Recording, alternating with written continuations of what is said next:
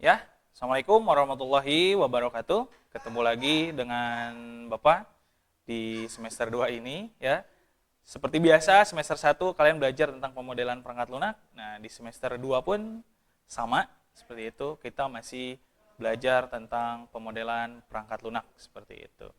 Nah, nanti di video yang pertama ini yang mungkin akan Bapak sampaikan di video ini, kita tidak akan masuk dulu ke materi, mungkin kita akan memperkenalkan dulu apa-apa saja yang akan kita pelajari di semester kedua seperti itu, mulai dari materinya seperti apa, kemudian nanti penilaiannya seperti apa, apakah nanti tugasnya bisa tugas mandiri atau tugas proyek dan yang lainnya seperti itu ya. Nah, maka silahkan kalian perhatikan apa yang akan Bapak sampaikan seperti itu. Nah, untuk di semester kedua ini kita akan belajar pemodelan perangkat lunak ya dengan menggunakan UML. Nah, berbeda dengan di semester pertama ya. Nah, di semester kedua ini kita akan belajar tentang UML. UML itu apa sih, Pak? Nah, UML itu Bapak sudah di sini ada di depan kalian, itu adalah Unified Modeling Language. Jadi pemodelan menggunakan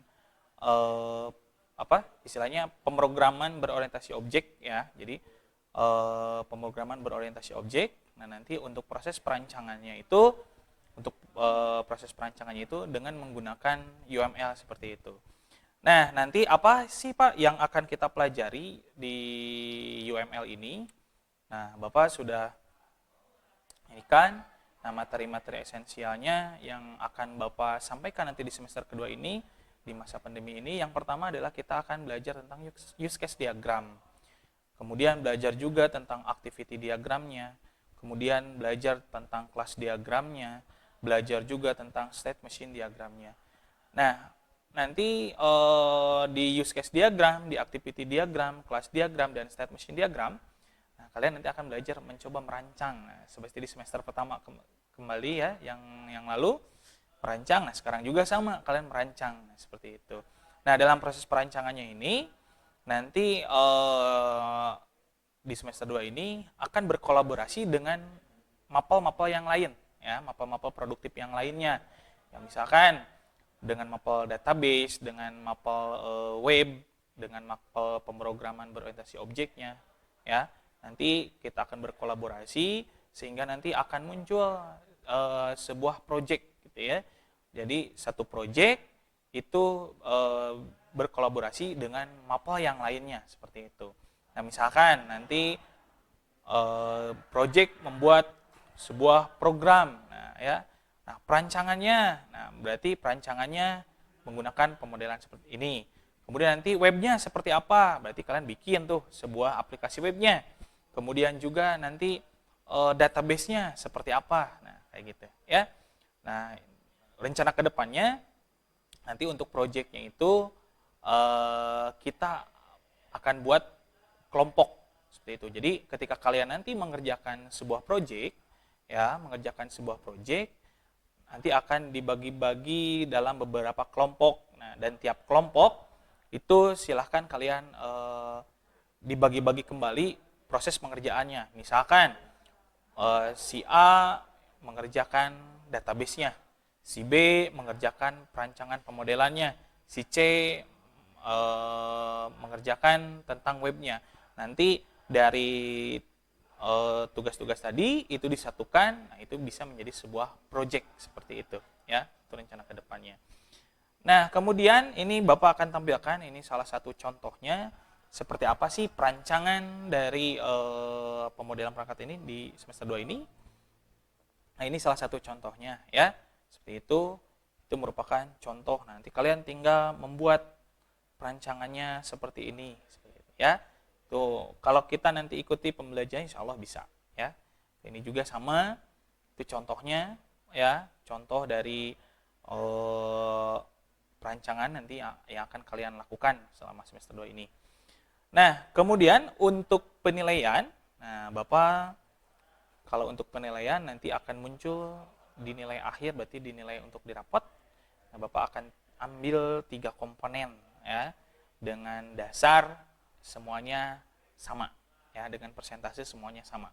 Jadi Bapak harapkan nanti dari 3 komponen ini kalian ikuti, ya, kalian lakukan supaya nanti nilai di akhir muncul di nilai rapot seperti itu.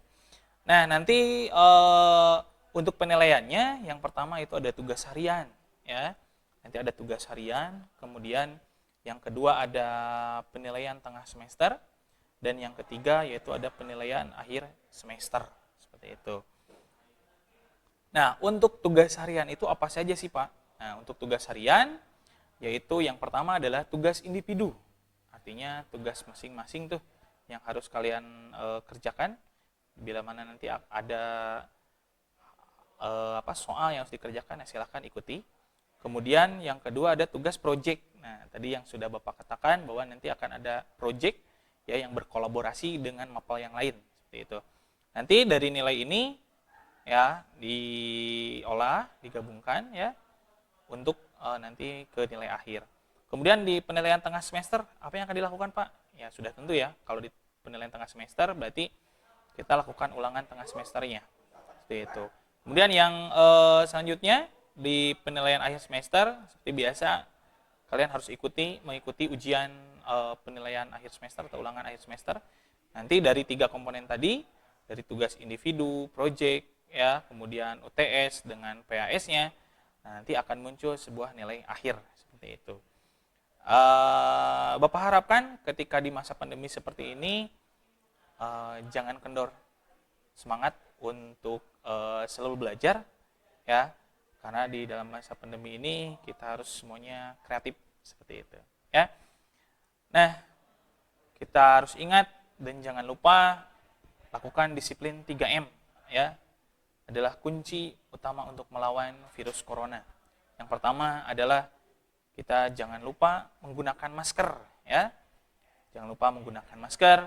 Kemudian yang kedua mencuci tangan, ya, mencuci tangan dengan sabun ataupun kita bisa lakukan menggunakan hand sanitizer. Dan yang ketiga adalah menjaga jarak, ya, menjaga jarak itu minimal 1 meter. Nah, Bapak harapkan juga kalaupun kalian nanti ingin keluar rumah, ingin ke mana, ingin keluar kota, kalau memang tidak penting, jangan lakukan, ya, untuk menghindari dari wabah penyakit ini. Dan selalu lakukan untuk berdoa seperti itu, ya. Mungkin itu yang bisa Bapak sampaikan, ya, untuk pertemuan kali ini, ya. Bapak harapkan kalian nanti di semester kedua kalian ikuti semua alur, ya, semua alur pembelajaran, mulai dari mengikuti pembelajaran daringnya, mengerjakan tugas-tugasnya, ya, kemudian mengikuti UTS, mengikuti PAS, sehingga nanti diharapkan di akhir akan mendapatkan nilai rapot yang memuaskan seperti itu. Mungkin itu saja yang bisa Bapak sampaikan di pertemuan kali ini. Sekali lagi, jaga kesehatan, lakukan protokol kesehatan di masa pandemi seperti ini. Mudah-mudahan kita semua terhindar dari wabah penyakit ini dan selalu berdoa kepada Allah Subhanahu wa taala. Mungkin itu yang bisa Bapak sampaikan. Assalamualaikum warahmatullahi wabarakatuh.